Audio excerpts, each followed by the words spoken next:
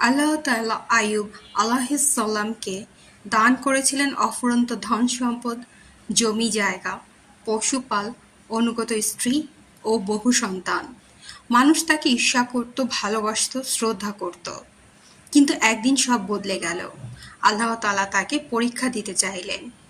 হঠাৎ তার গবাদি পশু মারা গেল, সব সম্পদ নিঃশেষ হয়ে গেল।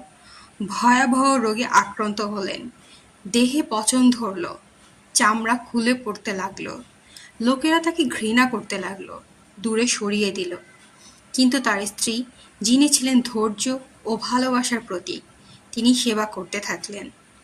তার এই দুর্দশা চলল 18 বছর। কিন্তু এই 18 বছরে একটিবারও তিনি আল্লাহর উপর অভিযোগ করেননি। তিনি বলতেন, যিনি আমাকে এত বছর শান্তি দিয়েছেন, আমি কিভাবে কয়েক বছর কষ্টে ধৈর্য না ধরব। আকাশের দিকে হাত তুলে দোয়া করেছেন। অবশেষে যখন কষ্ট চরম পর্যায়ে পৌঁছায়, তিনি বলেন, রাব্বি ইন্নী মাসানিয়াদ-দুর ওয়া আনতা আরহামুর রাহিমিন। হে আমার রব, আমি দুঃখ কষ্টে পড়েছি, আর আপনি তো পরম দয়ালুদের মধ্যে সর্বশ্রেষ্ঠ। সূরা আম্বিয়া আয়াত ৮-৩।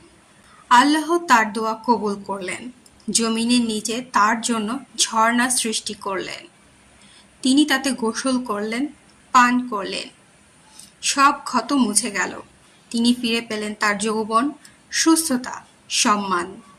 আল্লাহ তার সন্তানদের ফিরিয়ে দিলেন, এমনকি আগের থেকেও দ্বিগুণ দান করলেন ধন সম্পদ। আল্লাহ বলেন, আমি তাকে পুনরায় পরিবার ও ধন সম্পদ দান করলাম এবং আরো অনেক বেশি দিলাম আমার পক্ষ থেকে অনুগ্রহ স্বরূপ। সূরা সাদ আয়াত ৪-৩। বন্ধুরা, এই কাহিনী শুধু একটি গল্প নয়, এটি একটি অনন্ত শিক্ষা।